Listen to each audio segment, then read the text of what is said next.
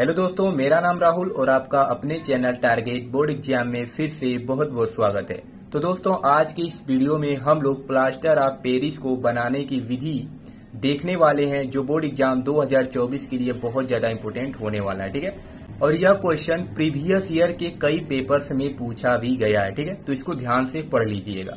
तो सबसे पहले देख लेते हैं कि प्लास्टर ऑफ पेरिस का रासायनिक सूत्र क्या होता है। ठीक है, तो प्लास्टर ऑफ पेरिस का रासायनिक सूत्र होता है CaSO4। ठीक है, क्या होता है? CaSO4 into half H2O।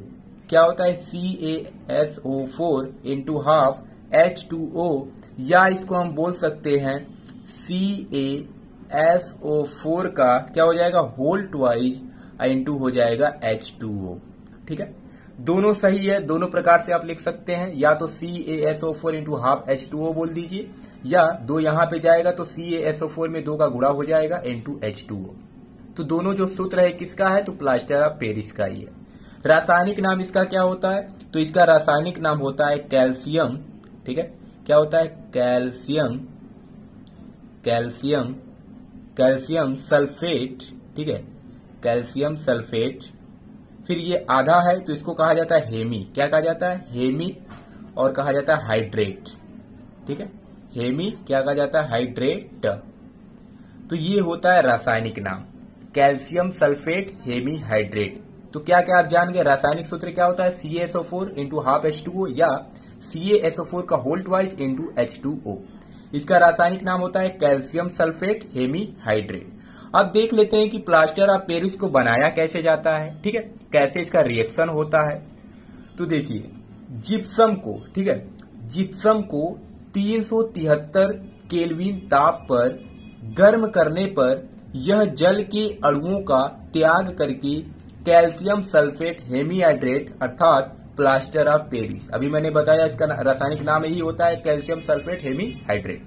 ठीक है, बनाता है, जिसे प्लास्टर ऑफ पेरिस कहते हैं। एक बार फिर से पढ़ लेते हैं। जिप्सम को 373 केल्विन ताप पर गर्म करने पर यह जल के अणुओं का त्याग करके कैल्शियम सल्फेट हेमीहाइड्रेट बनाता है, जिसे प्लास्टर ऑफ पेरिस कहा जाता है। ठीक है, तो चलिए इसका रिएक्शन देख लेते हैं। तो क्या होता है जिप्सम को? ठीक है, तो जिप्सम का फार्मूला क्या होता है ये भी आपको पता होना चाहिए। तो जिप्सम का फार्मूला होता है, क्या होता है? 2 कोष्टक में, देखिए मैं संतुलित समीकरण आपको बता रहा हूं। 2 ब्रैकेट में CaSO4 इंटू 2H2O। इसका फार्मूला होता है CaSO4 इंटू 2H2O। ठीक है, क्या करेंगे? इसको हम गर्म करते हैं।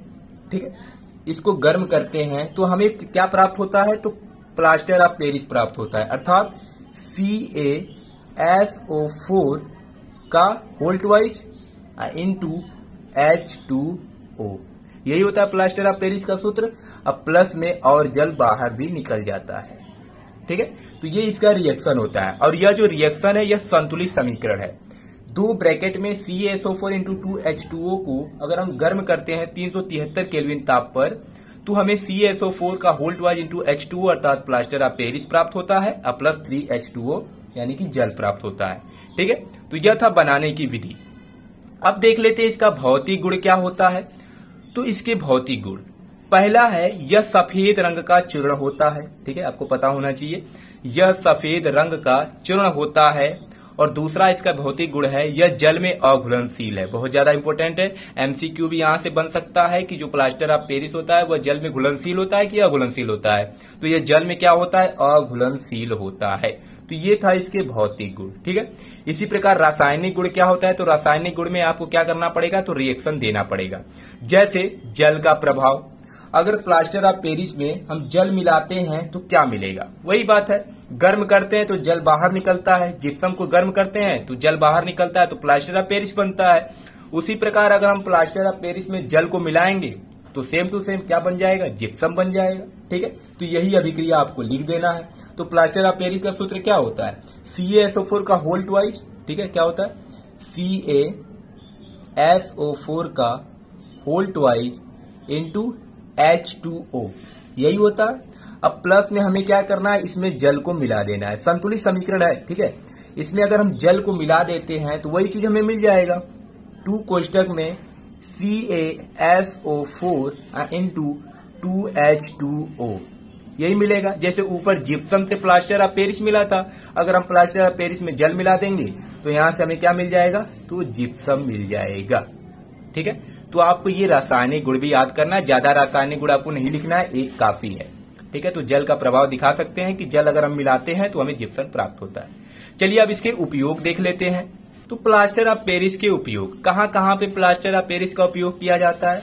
तो पहला है खिलौने तथा मूर्तियां बनाने में, दूसरा है कागज के कारखानों में, तीसरा है चौक बनाने में, और चौथा है टूटी हुई हड्डी को जोड़ने के लिए।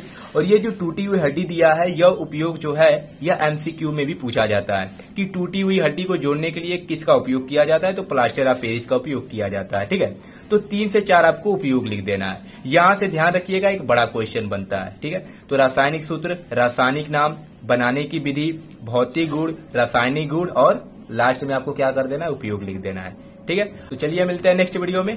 धन्यवाद।